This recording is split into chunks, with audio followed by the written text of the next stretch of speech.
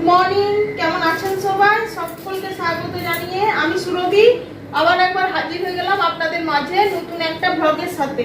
এই যে রবিবারের সকালবেলা দেখলেন তো স্পেশাল ব্রেকফাস্ট বানালাম, নিয়ে এখন রান্নার জোগাড়ে বসে পড়েছি। আজ উঠেছি লেটে, তাই সমস্ত কাজকর্ম আজকে লেটেই হচ্ছে, তাই বৃষ্টির দিনে স্পেশাল মেনু হবে, তারই জোগাড় করতে বসে পড়েছি।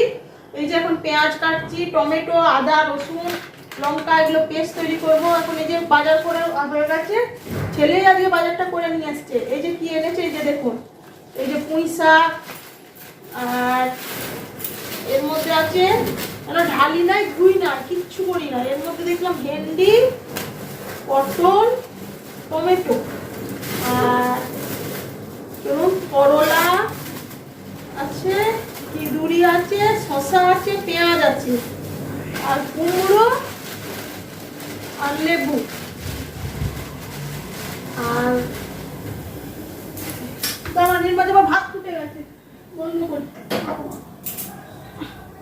দেখছেন, একা হাতে সমস্ত কিছু কাজ করতে হলে সব দিকে খেয়াল রাখতে হয়। আপনাদের সাথে কথা বলতে বলতে দিকে ভাত ফুটে গেছে, সেটা গ্যাসটা বন্ধ করলাম, নিয়ে তারপরে একবার কিছুক্ষণ ফুটিয়ে রাখার পর আবার ভাতটা করবো আর কি। ঘড়ি ধরে টাইম আছে আমার সিস্টেম নিয়ে। এই হচ্ছে আপাতত সবজি বাজার। লেবু বললাম বোধহয় কুমড়ো, শুধু কচুরা যদি থাকতো, ঘরে মূল্য আছে, আগের দিনে ফ্রিজে এনেছিলাম বাজারে, সে মূল্য আছে, তাহলে কচু থাকলে একদম পুরো পুরুই শাকের ঘন্টটা জমে যেত মাছের মাথা দিয়ে। মাছের মাথাও আছে, তবে মাথা দিয়ে করবো না, যেহেতু কচু নিরামিষই করবো।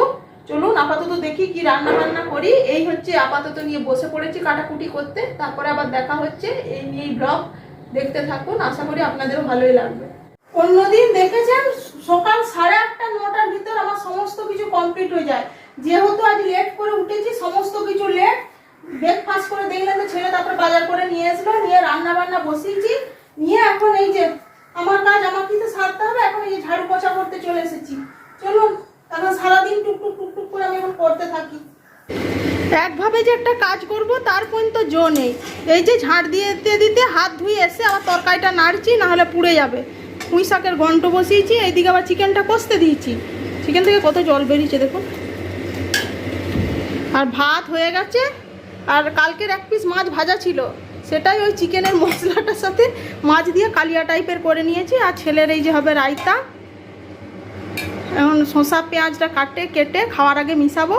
ওই মাংস দই দিয়ে ম্যারিনেট করেছিলাম, নিয়ে একদমই বার করে এটা একটু রেখে দিচ্ছি, কারণ ফ্রিজে থাকলে ঠান্ডা হয়ে যাবে। একে বৃষ্টি হচ্ছে, ঠান্ডা ঠান্ডা ওয়েদারে বেশি ঠান্ডা ভালো লাগবে না, ওই জন্য দইটা বার করে রাখলাম।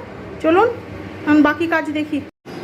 ঝাড়ু মারা কমপ্লিট, পোছাও কমপ্লিট। এই যে সব থেকে বড় কাজ, সবজিগুলো ধুলাম, দিয়ে এবারে জল ঝরতে দেবো। চলুন ধোয়াধুয়ি তো কমপ্লিট, এবার ব্যালকনিতে নিজে জল ঝরতে দিই, এটা বড় কাজ তো। আজকের ভিডিও এখানেই শেষ করছি, কেমন লাগলো অবশ্যই জানাবেন। আজ তাহলে এটুকুই, আবার হাজির হয়ে যাবো অন্য ব্লগে। সবাই ভালো থাকবেন, সুস্থ থাকবেন, ধন্যবাদ।